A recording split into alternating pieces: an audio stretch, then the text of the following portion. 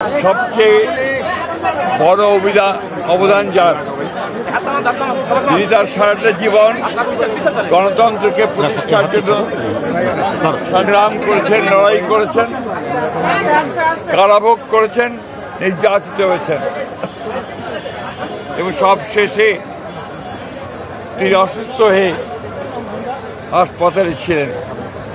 আপনারা জানেন যে গত দুদিন ধরে তিনি আবার অসুস্থ হয়ে এবার কেয়ার হাসপাতালে ভর্তি হয়েছেন এবং গতকাল রাতেই ডাক্তাররা বলেছেন যে তার অবস্থা, শারীরিক অবস্থা অত্যন্ত সংকটময়।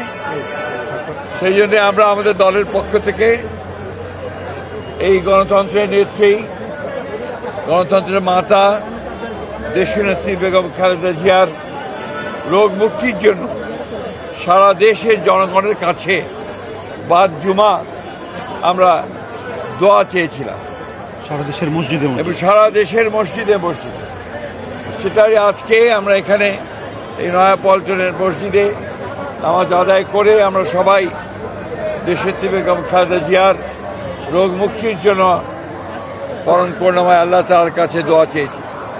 আমরা দোয়া চেয়েছি তিনি যেন আল্লাহ যেন তাকে সম্পূর্ণ সুস্থ করে দেন, সুস্থ অবস্থায় আবার জনগণের মাঝে ফিরে এসে তাকে দেশের মানুষের কাজ করার সুযোগ তৈরি করে দেন।